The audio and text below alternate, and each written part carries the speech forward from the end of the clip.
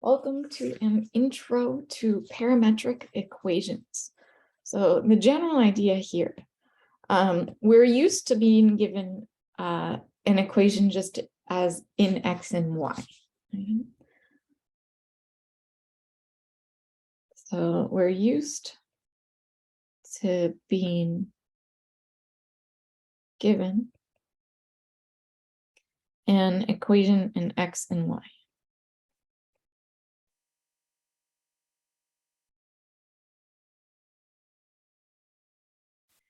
But if you think of a curve as a path that a person travels over time,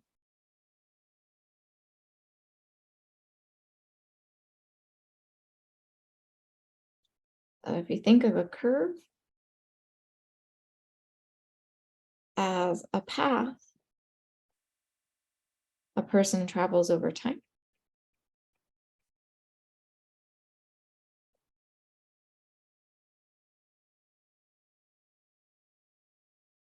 we could give each of the coordinates x and y as a function of time. Right? So we could view the coordinates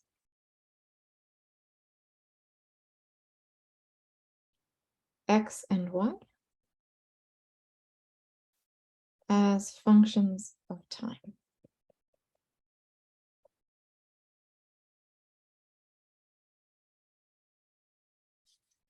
So officially, if f and g are continuous on interval I,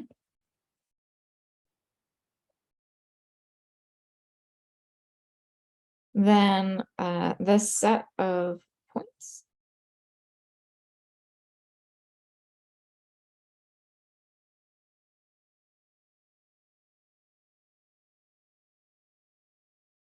xy equaling f of t for the x coordinate and g of t for the y coordinate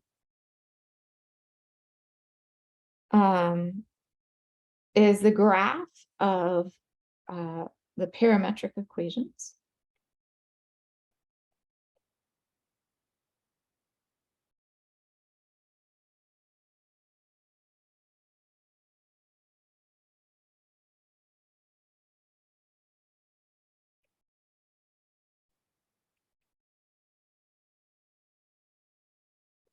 X equals f of t. Here's our function that defines the x coordinate or the position in x as time travels. And y equals g of t. So a parametric equation, it comes with two equations. Right? We have the equation for the x coordinate and the equation for the y coordinate. So we can track how an object moves as time passes. So for example, let's plot the parametric equations. X of t equals 3 times cosine of t, and y of t equals 2 sine of t over the interval or the closed interval 0 to 2 pi. So to do this, we have two options. Option 1 is to plot points.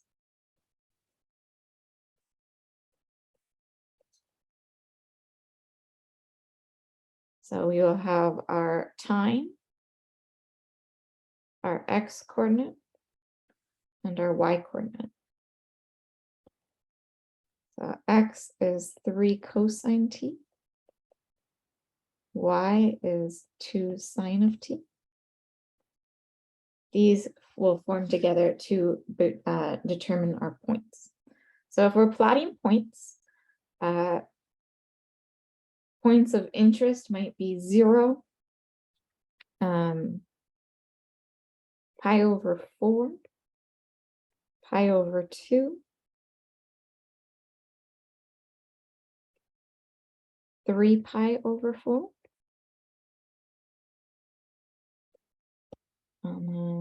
Let's just copy this whole thing. Actually, no, we'll just continue the table. At pi, 5 pi over 4,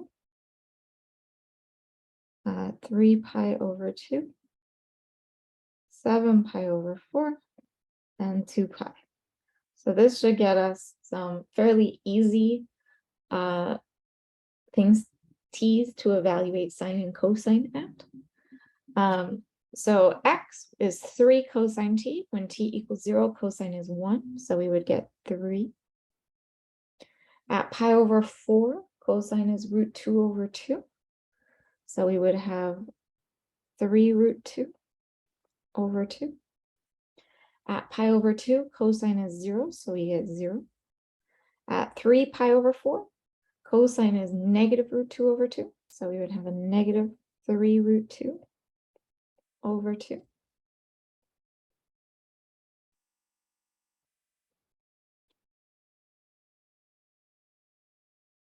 At pi, cosine is negative 1. So we would get a negative 3. At 5 pi over 4, cosine is negative root 2 over 2. We have a negative 3 root 2 over 2. At 3 pi over 2, cosine is 0. At 7 pi over 4, cosine is root 2 over 2. So we get a 3 root 2 over 2. And at 2 pi, cosine is back to 1. So we get 3. We do the same for 2 sine of t. At 0, sine is 0. So our y would be 0. At pi over 4, sine is root 2 over 2. So we just get root 2. At pi over 2, sine is 1. So y would be 2. At 3 pi over 4, sine is root 2 over 2. So again, we get root 2. At pi, sine is 0. So y is 0. At 5 pi over 4, sine is a negative root 2 over 2. So we have a negative root 2. At 3 pi over 2, sine is a negative 1. So we get negative 2. At 7 pi over 4, sine is a negative root 2 over 2. Sorry about that. So we again get negative root 2. And at 2 pi, sine is back to 0. So our points, if we plot these,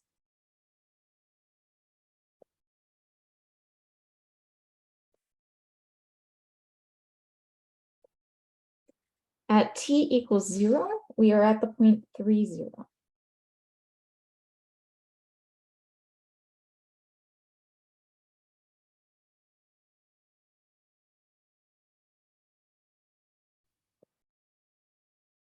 So at t equals 0, we're at 3, 0.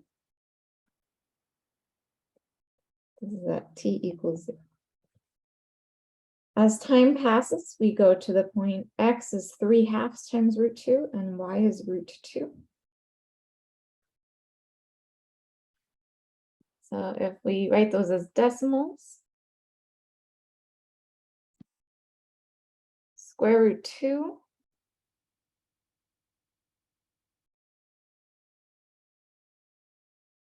is 1.4.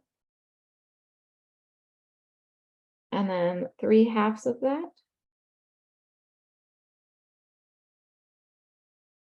we have about 2.12. So our x coordinate is about 2.12. Our y coordinate is about 1.4. At t equals pi over 2, we are at 0, 2.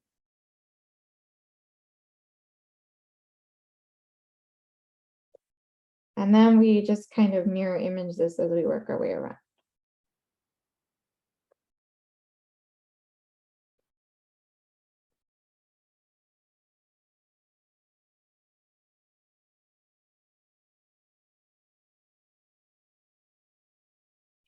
So we get a path, winds up looking like an ellipse. And we have a direction of travel.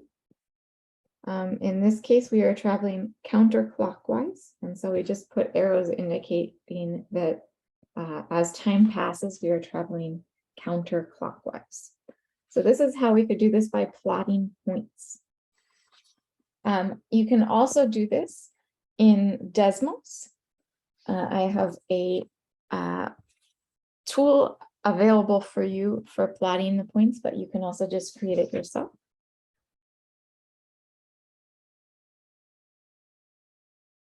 So if we go over to Desmos,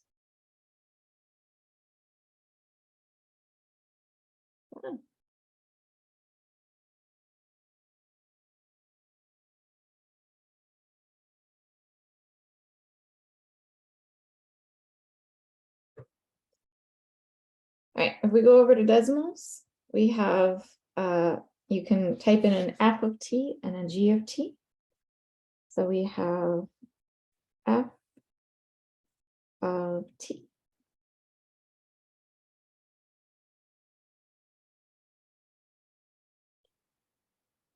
equals, we had 3 cosine t. Our g of t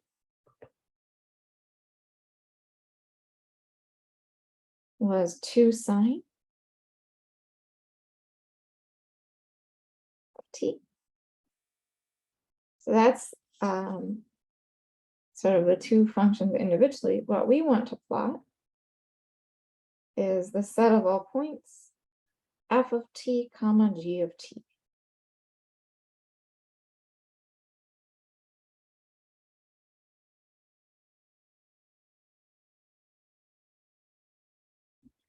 So Desmos automatically puts up a place where you can put your domain for your t.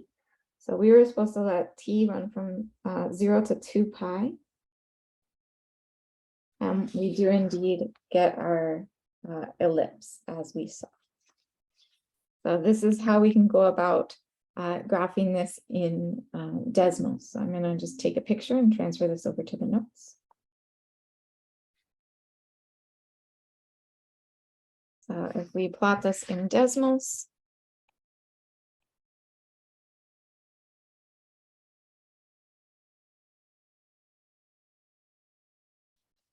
we have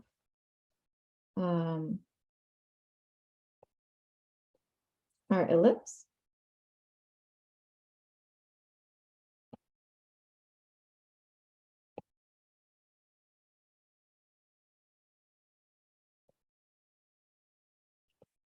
We also can do a cool trick, which is we can actually see which direction it's going. So if I switch back over to Desmos quickly, if instead of going from 0 to 2 pi, if I go from t or 0 to 0 plus, or from 0 to 0 plus h,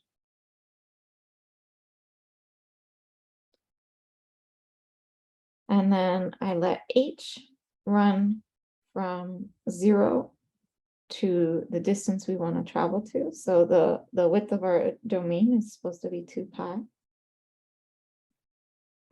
Then if we let time pass, we can see the ellipse form. Oops, and then I'm gonna make this so it only goes forward. So we can see time pass as well. If you want, you can just make it so we go from 0 to 0 plus h, or from 0 to h, and let however you want to view that. And then let h run over the domain. Right. So that is a way that you can get your direction of travel. All right. So that is plotting points, both by hand and using Desmos. Just a quick note about graphing. So a quick note about graphing.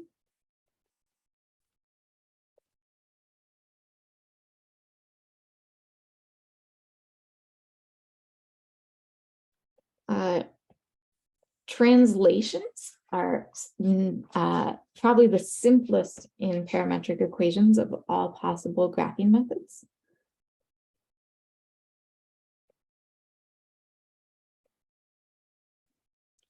So translations are simple with parametric equations.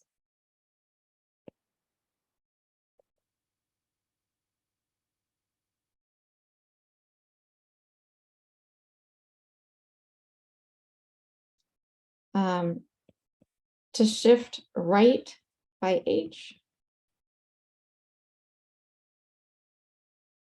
and up by k, all we have to do is add h to the x coordinate and k to the y coordinate. So we have x equals f of t plus our h coordinate, or our horizontal shift, and y equals g of t plus our vertical shift. So we don't have to worry about subtracting off if we're looking at x, etc. We can simply add our translation to the end of our parametric equations. So this is a useful tool if you're graphing parametric equations, if you know how it looks without the constants added. The constants are just translating your graph. All right. So that is our intro to parametric equations.